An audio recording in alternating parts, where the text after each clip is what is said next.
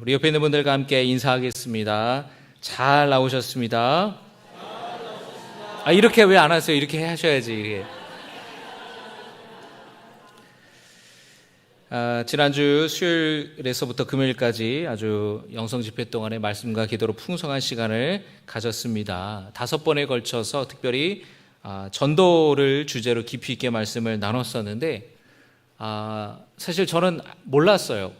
목사님이 오셔서 말씀하셔서 알았는데 그 서울 연해 은평구에 있는 진관교회가 서울 연해에서 가장 크게 성장하고 부흥한 교회로 2년 연속 1등을 했다라는 거, 그리고 3년째는 2등 했다라는 거를 저는 처음 듣고 알게 됐는데, 그 목사님의 지금까지 어떤 목회, 또 이렇게 했던 이야기, 또 어떻게 이렇게 전도의 열매를 거두게 되었는지 많이 또 듣고, 왜 전도해야 되는지, 또 어떻게 전도해야 되는지에 대해서 우리가 분명한 방향성을 가질 수 있는 시간들이었던 것 같습니다. 10월 25일에 우리 새생명 전도 축제를 함께 기도로 준비하면서 복음의 씨앗을 뿌리기를 원합니다. 오늘 함께 나눌 한국교회 역사 이야기도 전도와 연결되는 내용의 말씀인데요, 함께 말씀을 나눌 때 하나님이 주시는 은혜와 교훈이 있기를 원합니다. 1903년도 원산 회개운동이 시작되어서 평양 대부흥운동까지 1907년까지 이어지게 됐는데요, 우리나라 이 선교 초기에 일어난 부흥운동은 성도들의 실제적인 삶을 변화시켰습니다.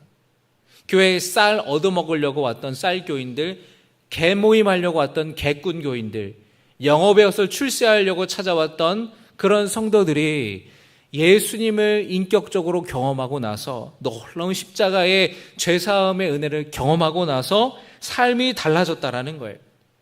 이전에는 죄라고 여겨지지 않았던 것들, 부끄럽지 않았던 것들이 예수님을 인격적으로 만나고 구원받은 다음에는 죄로 여겨지고 부끄러운 것들로 여겨져서 그것들을 결단하고 끊어냈다라는 거예요. 그 회개 운동을 통해서 새 사람이 되었던 것입니다. 그리고 그 신앙은 나만을 위한 신앙이 아니라 나라와 민족을 위한 애국신앙, 구국신앙으로 이어지게 됐습니다. 뿐만 아니라 우리 믿음의 선조들이 하나님께 받은 그 은혜를 그냥 자기 안에만 가둬두는 것이 아니라 가까운 사람들에게 열심히 복음을 전했다라는 것이에요. 1910년도에 감리교, 장로교 선교사님들이 함께 다 모였어요. 그래서 그 선교사님들이 모여서 결의를 했습니다. 어떤 걸 결의했냐면 100만 구령 운동을 시작하기로 결의했어요.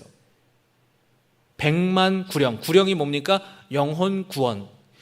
100만 명의 영혼들을 구원하자, 열심히 우리가 전도하자, 그 운동을 시작하기로 결의했던 겁니다. 그 당시 우리나라 개신교 인구가 17만에서 20만 명 정도였어요.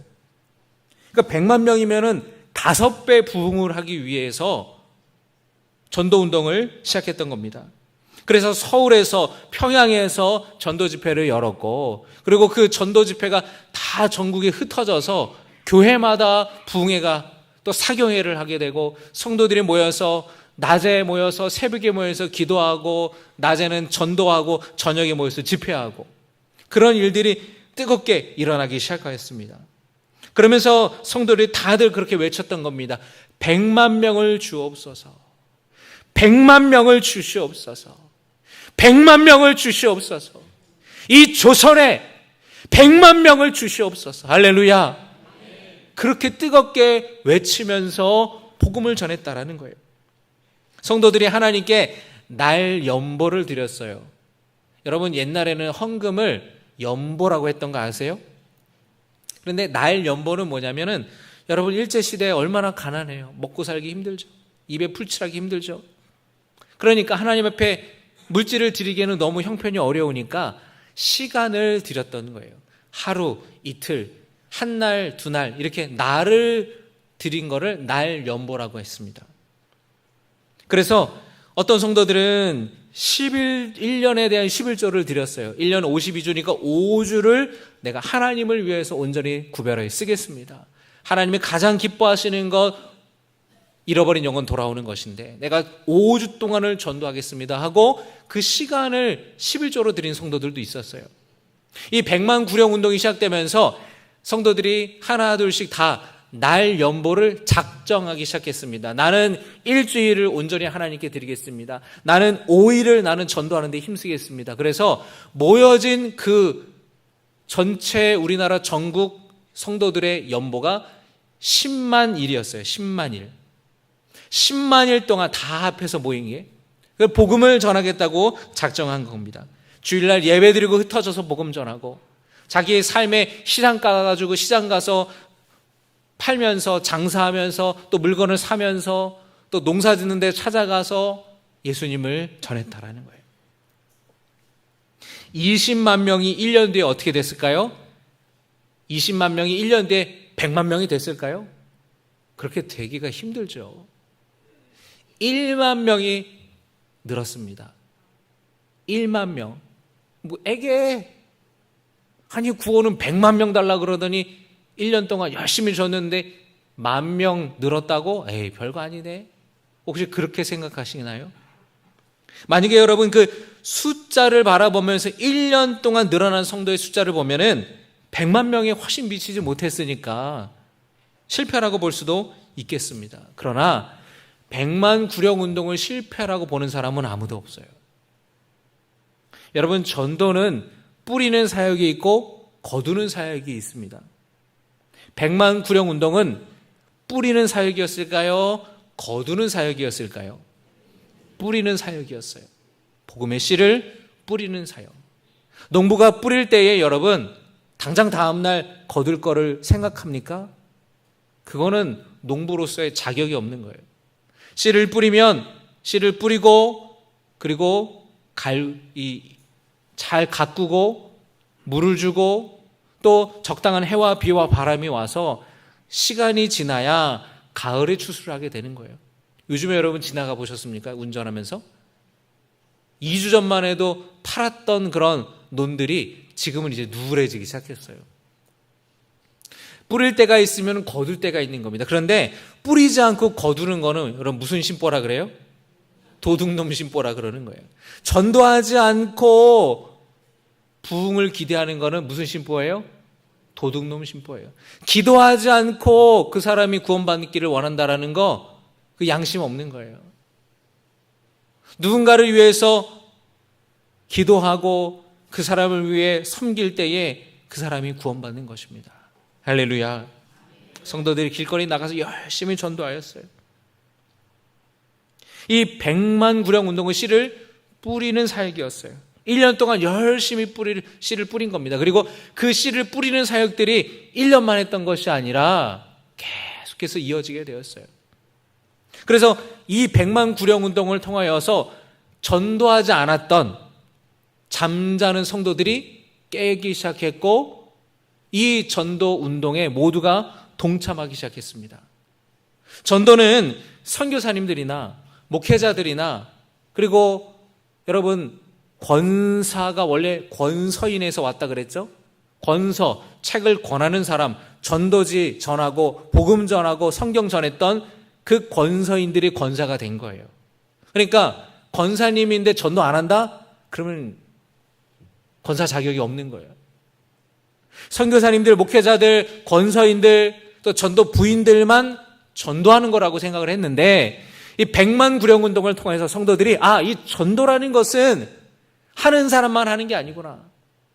특별한 사람만 하는 것이 아니라 예수 믿는 사람이라면 누구나 다 해야 되는 것이 전도구나라는 것을 깨닫게 됐다라는 것입니다. 그래서 이 전도의 중요성을 깨닫고 성도들이 동참하기 시작하였어요. 1910년도에 100만 구령 운동이 시작되었죠. 1년에 여러분 몇 명 늘었다 그랬죠? 10,000명 늘었다 그랬어요.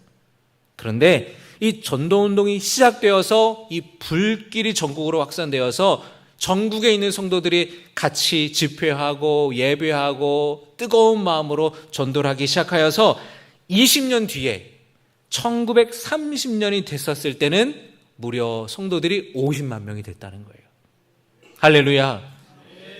그리고 50년대가 됐을 때는 드디어 100만 명이 된 거예요. 할렐루야. 광복을 맞이하고, 여러분 50년대가 어땠습니까? 광복을 맞이했을 때요. 그런데 6.25 전쟁도 일어났어요.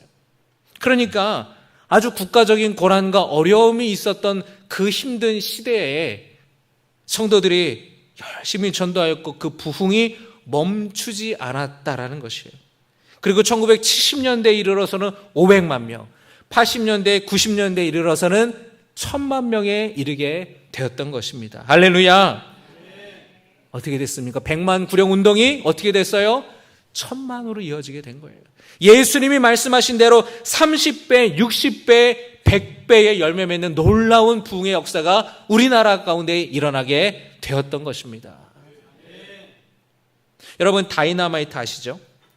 다이너마이트는 굉장히 폭발력이 있는 폭탄이에요. 폭탄. 이 다이너마이트를 발명한 사람이 누구죠? 다이너마이트를 개발한 사람이 노벨이라는 사람이죠.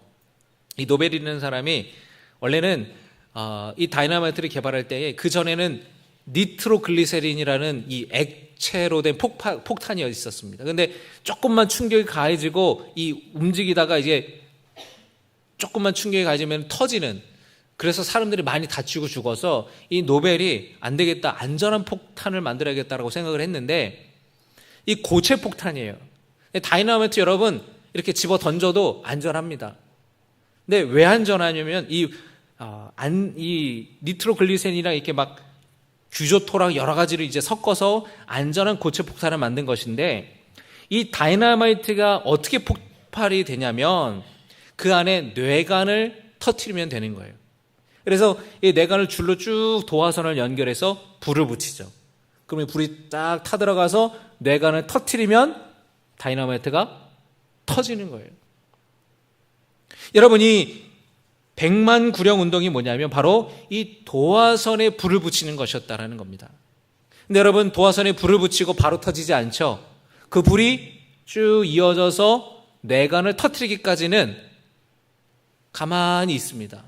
아무 일도 일어나지 않는 것 같아요. 그러나 뇌관이 터질 때에 놀라운 폭발을 하는 것처럼 100만 구령 운동의 1년 동안은 그 도화선이 타들어가는 멈춰있는 시간처럼 보이지만 그렇게 시작되었던 이 전도 운동이 어마어마한 놀라운 부흥의 결과로 이어지게 됐다라는 것이에요. 할렐루야. 어떻게 일어났습니까? 성령의 능력으로. 여러분 다이너마이트라는 이 이름은 디나미스라고 하는 헬라어 그리스에서 따왔습니다. 이 디나미스라는 말은 여러분 성경에서도 나와요. 성령의 권능을 받고 사마리아와 땅끝까지 이르러 내 증인이 되리라. 할렐루야. 성령을 권능으로 받을 때 그 권능이 바로 이 디나미스라는 말이에요. 그러나 여러분 이 부흥은 다이너마이트가 폭발하는 것처럼 대단한 폭발적인 부흥과 성장은 성령께서 함께하여 주셔서 성령의 능력을 의지하는 사람들, 성령 충만한 사람들을 통하여서 하나님께서 행하셨다라는 것입니다. 할렐루야. 그 예수님의 말씀이 정말로 이루어지게 된 거예요. 일제 침략으로 인하여서 나라를 잃은 상황에서 6.25 전쟁의 폐허 속에서 복음을 전했던 사람들이 있었다라는 것이에요. 제가 육군 대위로 윤관하여서 군종 목사로 8년을 군목으로 군에 있었는데 그 이제 군종 병과 교육을 하는데 언제 군종 병과가 시작됐는지 여러분 아시나요? 군종 병과가 6.25 때 생겼어요.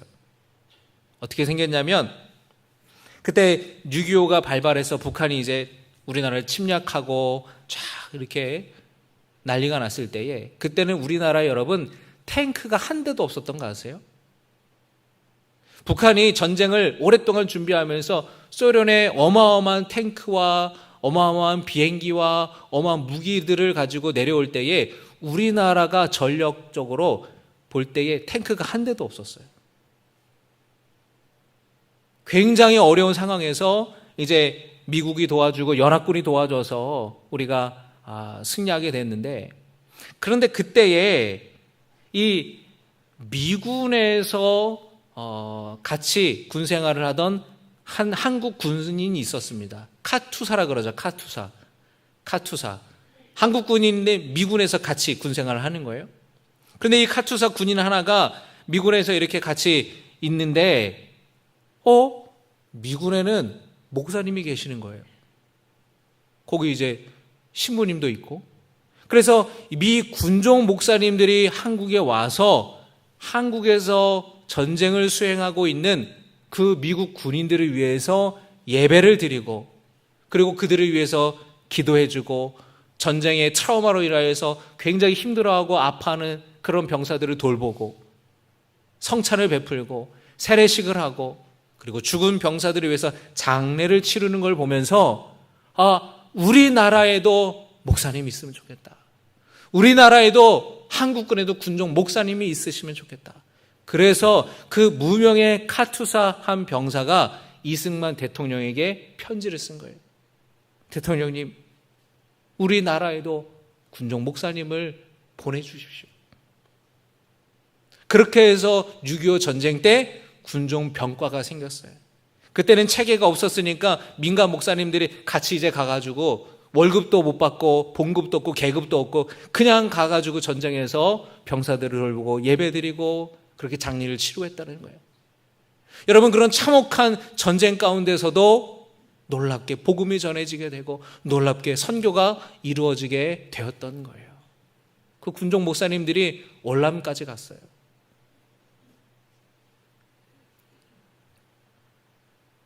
여러분, 그렇게 예수님을 믿게 되면서 성령 충만하여서 죄에서 자유함 받고 평안함을 얻고 죄사함 얻은 그 기쁨을 나만 간직한 것이 아니라 다른 사람들에게 부지런히 전하고 복음을 전했다라는 것입니다. 여러분, 우리 주변에 예수님을 모르는 사람들 많지 않습니까? 예수님을 거부하는 사람들이 있잖아요. 또는 코로나 전에는 교회를 다녔는데 코로나 때부터 교회의 발걸음이 멀어져서 지금 다니지 않는 사람들 얼마나 많습니까?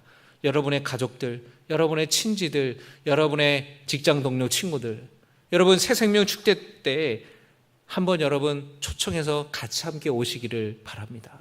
교회 문턱을 한번 넘어가는 게 정말로 중요해요. 그런데 예수 믿지 않는 사람들, 예수 믿는 거를 거부하는 사람들에게 있어서 교회 문턱은 참 높습니다. 그래서 주일날 오전에 교회 와라 그러면 잘 안 와요. 주일 오전에는 다 피곤해서 늦게까지 자는 시간이고 또 교회를 간다는 것 자체가 불편하고 부담감이 느껴지기 때문에. 그런데 이 새생명 전도 축제 때 오는 거는 그 문턱이 많이 낮지 않아요? 그러니까 얼마든지 좀 편안한 마음으로, 가벼운 마음으로 올 수가 있는 겁니다. 그 사람에게 대단한 첫걸음이라는 거예요. 여러분, 그렇게 우리 전도 대상자를 작정하고 기도하고 여러분 인도하시기를 주님의 이름으로 축복합니다. 그런데 이 선교 초기에 선교사님들을 도와서 열심히 전도했던 사람들이 있었어요. 이 여성들 중에서 전도 부인이라고 불리우는 사람들이 있었습니다. 그 중에 이름이 주룰루라는 사람이 있어요. 이름이 좀 특이하죠. 원래 본명도 더 특이해요. 본명이 주포기예요. 그 인생을 포기했나 봐요. 이름이 이상해요. 근데 이 주포기라는 이 여성이 예수 믿게 되고 세례 받으면서 그 서양인 여성의 이름 룰루라는 이름을 받게 돼서 전도 부인으로 이제 일평생 해주 지방에서 아주 많은 사람들을 구원한 전도 부인이었는데 그분의 이야기입니다. 이분이 무당 출신이에요. 어머니가 무당이었고 외할머니가 무당이었어요. 근데 어렸을 때에 얼마나 그 어린 시절에 그 무서운 그림들이 얼마나 무서운지. 그런데 또 여러분, 옛날에는 무당이 아주 천민이었어요. 천민 취급받던 사람들이 누구였냐면 무당이었고 백정이었고 가죽을 다루는 가파치, 굉장히 천에 취급받았습니다. 그러니까 가난했어요. 그러니까 할머니 집에도 막 얹혀 살기도 하고 또 아버지가 또 막 가출을 했어요. 근데 그렇게 사는데 16살 때에 일본군이 처녀들 다 잡아간다고 해가지고 16살 때 이른 나이에 시집을 보냈어요. 얼마나 힘들게 시집살이를 살고, 남편은 또 이 아내를 사랑으로 돌보지 않았어요. 막 두들겨 패고 술 먹고 들어오고 너무너무 힘들게 시집살이를 해서 도망치기도 하고. 근데 그러다가 이분이 이제 할머니가, 그 무당이었던 외할머니가 어느 전도 부인을 만나서 예수 믿게 되고 무당일을 그만뒀어요. 어머니도 예수 믿게 되고 무당일을 그만뒀어요. 그러니까 이 주씨 부인도 나도 지금 예수님을 내가 믿어야겠다라고 결심을 하는 순간, 그때부터 갑자기 머리가 아프기 시작하는 거예요. 그때부터 머리가 아프고 막 으슬으슬 춥고 입맛도 없고 시름시름 앓기 시작했어요. 이 무당 출신이니까 무당이 와서 보더니 귀신 들렸다라는 거예요. 옛날 같았으면은 어머니 외할머니가 옛날에 무당이었으니까 와서 푸닥거리하고 굿했을 텐데, 이제 외할머니가 예수 믿는 사람이 됐잖아요. 그래서 와가지고 찬송가를 부르고 기도해 주니까 머리가 맑아지는 겁니다. 할렐루야. 그런데 할머니가 돌아가시고 나니까 또 그 증상이 나타나는 거예요. 너무 이게 어려운데. 그런데 웬걸, 그렇게 구박하던 시어머니가 집에 전도지를 이렇게 툭, 며느리 볼 수 있는 그런 곳에다가 툭 던져놓고 간 거예요. 이 할머니랑 이 어머니가 예수 믿는 사람이니까 어디서 이제 전도지를 갖고 와가지고 며느리 보게 이렇게 뒀는데, 이 주씨 부인이 너무너무 힘들고 어려울 때에 그 전도지를 우연히 보게 된 거예요. 여러분, 전도지에 무슨 내용이 있습니까? 무슨 내용이 있어요? 복음에 대한 메시지가 있잖아요. 그 전도지를 우연히 보고 그 주씨 부인의 마음에 감동이 와서 정말 예수님이 나의 구주시라는 것을 믿게 되었습니다. 할렐루야. 예수님이 유일한 구원자이심이 믿어지게 되자, 그 믿음이 생기자 머리가 맑아지게 되었고 그가 온전한 정신을 회복하게 됐다라는 것이에요. 귀신이 떠나간 것입니다. 할렐루야. 그런데 신앙생활하는 게 쉽지가 않아요. 그 구박하는 어머니, 너무너무 시집살이를 힘들게 하는 거예요. 남편이 때리고 교회 못 가게 하고, 그래서 꿋꿋하게 교회를 다녔는데 집안에 어르신이 돌아가시는 거예요. 시댁 어르신이 돌아가시고, 그리고 이 남편도 병에 걸려 죽었어요. 다행히 죽기 전에는 예수 믿고 돌아가셨는데, 그리고 어린 아들도 죽었어요. 시댁 어르신 죽고 남편 죽고 아들 죽으니까 시댁 어른들이 하는 말들이 예수 믿는 며느리가 들어와서 이런 집안에 우환이 생겼다라는 거예요. 동네 사람들이 비난하고 조롱하는 겁니다. 저 며느리가 예수 믿더니 저 집안에 저렇게 망했다고. 얼마나 힘들고 어려움이 있었는지. 그런데 그럴수록 믿음이 더 강해졌어요. 하나님만 의지했습니다. 그리고 그가 전도 부인의 삶을 살기로 결단하였어요. 여기저기 다니면서 선교사님을 도와서 복음을 전하고, 선교사님이 혼자서 다 다닐 수 없으니까 막 부흥이 일어나고 이곳저곳에서 교회가 생기고 기도처가 생기니까 이 전도 부인을 막 보내는 거예요. 해주 지방이 17개, 20개 교회를 돌아다니면서 기도회를 인도하고 집회를 인도하고 말씀을 전하고, 또 이 사람이 귀신 들린 경험이 있으니까 귀신 들린 처녀들은 동네에 다 모이는 거예요. 다 귀신 내쫓고. 할렐루야. 놀라운 역사가 이분을 통하여서 일어났다라는 것이에요. 그런데 어떻게 그분이 그렇게 많은 사람들을 구원하고 전도할 수 있었는가? 그가 겪었던 아픔, 시집살이의 서름, 남편에게 맞았던 그런 아픔, 그 아픔이 있으니까 그 아픔이 다른 사람들의 마음을 움직였던 거예요. 왜냐하면 그 시대, 여러분, 그 사람만 시집살이 했나요? 그 사람만 시댁의 서름을 받았나요? 그 사람만 남편 때문에 속상했나요?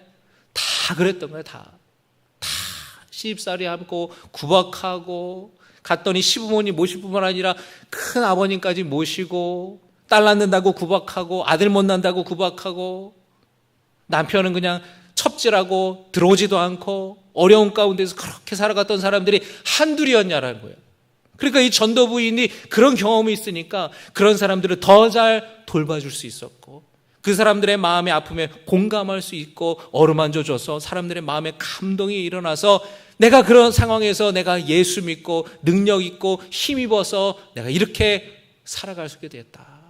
그 마음이 사람들에게 감동을 주게 되었다라는 것이에요. 나의 상처와 나의 어둠과 아픔이 영혼 구원을 위한 빛이 되었다라는 것입니다. 할렐루야. 우리 옆에 분에게 이렇게 인사할까요? 당신의 어둠이 빛이 될 것입니다. 헨리 나우엔이라는 분이 목사님이 쓴 책에 상처 입은 치유자라고 있어요. 내가 상처를 입어봤기 때문에 다른 사람의 상처를 잘 아는 거예요. 여러분, 성경에 상처 입은 치유자, 그 고통을, 그 어둠을 빛으로 바꾼 사람이 누가 있습니까? 요셉이 있죠. 요셉은 여러분 형제들에게 버림받았어요. 형제들에게 죽을 뻔했어요. 팔려갔어요. 그런데 그 상처, 그 어둠, 얼마나 많이 여러분 뒤통수를 맞았습니까? 그런데 그가 총리가 되었을 때에 형제들을 다 용서하지 않았습니까? 할렐루야. 그가 총리가 됐을 때에 자기 성폭행범으로 누명을 씌웠던 보디발 장군의 아내 처형했습니까? 처형하지 않았어요.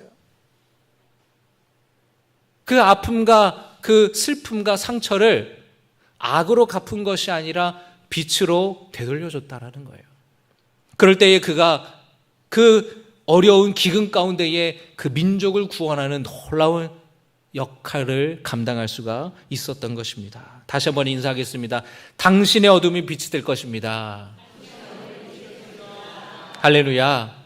그래서 이 전도부인들이 앞장서서 복음을 전하면서 놀라운 사랑 구원의 역사가 일어났다라는 것이에요. 여러분, 이 시간 여러분의 마음 가운데에 영혼 구원의 뜨거운 마음, 뜨거운 열정이 회복되기를 주님의 이름으로 축복합니다. 여러분, 과거에는 구령이라는 말을 많이 썼어요. 구령의 열정을 주시옵소서. 구령이 뭡니까? 영혼 구원의 열정. 근데 요즘에 이런 말들 잘 안 해요. 사람들이 여러분 말합니다. 이 시대는 전도가 안 되는 시대라고. 코로나 때 아주 완전히 더 그런 것이 심해졌는데, 여러분 이번에 영성 집회 때 강사 목사님 오셔서 했던 말씀 기억나십니까? 전도 무슨 시대라 그래요? 전도가 안 되는 시대가 아니라 전도 안 하는 시대가 됐다. 그러나 전도하면, 우리가 전도하면 하나님이 전도 되게 하신다. 할렐루야. 따라합니다. 내가 전도하면 하나님이 되게 하신다. 주님이 일하신다라는 거예요. 주님의 명령을 받들어서 오늘 빌립보서 4장, 디모데후서 4장 2절의 말씀처럼 말씀을 전파하라. 때를 얻든지 못 얻든지 말씀을 전파하라 그랬어요. 사람 가리지 아니하고 무릎으로 기도하며 나아갈 때에 준비된 영혼들을 우리가 만날 줄로 믿습니다. 갈급한 영혼 만날 줄로 믿습니다. 교회 가고 싶은데, 마음이 적적한데, 공허한데 나를 좀 누가 이끌어줄 사람이 있으면 좋겠다라고 생각하는 사람들이 분명히 있다라는 거예요. 제가 중학교 때 축구를 참 좋아했습니다. 제가 지난번에 우리 평신도 체육대회 때 개주를 했는데, 오랜만에 뛰는데 나가지를 않더라고요. 제자리 걸음하는 것 같았어요. 그래서 제가 잘 못했습니다. 근데 제가 중학교 때는 우리 학교에서 제일 빨랐어요. 12초대로 달렸어요. 축구를 엄청 제가 좋아했는데, 그런데 제가 중학교 때는 또 성격이 소심했어요. 근데 학교 끝나고 나가는데 친구들이 운동장에서 축구를 하는 거예요. 축구를 하는데 너무너무 재밌어 보이는 겁니다. 그럼 여러분 같으면 어떠시겠어요? 야, 나도 같이 껴줘! 하고 가는 사람도 있겠죠. 근데 저는 어떤 사람이었냐면 거기서 계속 어슬렁. 왜 어슬렁거려요? 누가 불러주기를 기다리는 거예요. 야, 너 인태야, 너 와, 같이 하자. 그럴까? 하고 이제 내려가려고 계속 친구들 눈에 띄는 거예요. 어슬렁어슬렁. 그러다가 불러주는 사람 없으면 그냥 집에 가고. 여러분, 그런 사람이 있어요. 교회 막 문턱까지 왔다가 그냥 가고, 좀 누가 좀 나를 좀 교회로 이끌어주면 좋겠는데, 교회를 다녀야 되는데 어느 교회를 다녀야 되나? 그런 사람 있을까요? 없을까요? 분명히 있어요. 분명히 있어요. 여러분, 우리가 기도하고 나아갈 때에 하나님이 준비된 영혼 만나게 하실 줄로 믿습니다. 10월 25일 우리 여러분 새생명 축제 때 한 사람씩 다 데리고 오시기 바래요. 누구든지 좋습니다. 다음 주에 전도 대상자를 작정할 겁니다. 전도 대상자 작정 카드를 여러분에게 나눠드릴 거예요. 여러분 한 주간 동안 누구를 작정할 건지 여러분 한 주간 동안 기도하시고 하나님이 여러분의 마음에 주시는 사람, 생각나게 하시는 사람 작정하세요. 그런데 기준이 있습니다.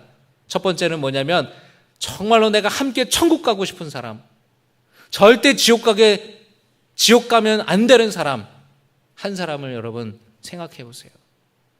많으면 많을수록 좋죠. 최소한 한 사람은 여러분이 생각해 보시기 바랍니다. 가까운 사이에서부터 가족, 예수 믿지 않는, 예전에는 코로나 시절에 전에는 교회 나왔는데 지금은 안 다니는, 지금 처자고 있는 우리 아들, 주무시고 있는 우리 남편 적으세요. 그리고 조금 더 멀게는 친척, 더 멀게는 친구, 더 멀게는 이웃, 더 멀게는 직장 동료까지 해서 여러분들 기도하면서 생각나게 하시는 분을 여러분이 작정하시고요. 그리고 두 번째로는 교회 데리고 올 수 있는 사람을 작정하세요. 멀리 미국에 있는 사람 데리고 올 수 없잖아요. 부산에 있는 사람 데리고 올 수 없잖아요. 그런데 예외가 있습니다. 정말 간절한 사람은 여러분 그 시간에 유튜브 들어오게 안내를 하시면 돼요. 그래서 여러분 작정하셔서 우리가 정말로 우리 한 달 동안 우리가 준비기도 하고 우리가 애쓰고 그분들을 섬겨서 그 마음의 문이 열려서 그 낮아진 문턱을 통해 와서 예수님을 다시 만나고 다시 놀라운 회복이 있기를 간절히 소망합니다. 말씀을 정리하겠습니다. 여러분 예수 믿고 새 생명 얻은 성도들이 곳곳을 다니면서 복음을 전하였어요. 그 교회와 성도들이 민족운동에 뛰어들고 독립운동에 뛰어들면서 사람들은 기독교가 나라 구하는 종교라고, 나라 구하는 종교로 알았습니다. 변화된 사람들을 통해서 보니까 교회에 소망이 있구나, 기독교에 소망이 있구나, 유교는 소망이 없구나. 조선이 유교의 나라였어요. 유학자들의 나라였는데 유교는 나라를 구하지 못했구나. 그러나 교회는, 기독교는 나라를 구하는 종교구나. 주권을 뺏기고 모두가 다 힘들게 살아갈 때에 교회가 소망이 되었고 빛이 되었습니다. 그렇게 산과 바다와 마을을 건너서 다니면서 복음을 전했던 우리 믿음의 선조들, 우리 이전 세대의 그 믿음의 선조들의 열정이 우리 안에 회복되기를 주님의 이름으로 축복합니다. 우리 이 시간에 주신 말씀을 기억하면서 주가 일하시네 찬양하시겠습니다.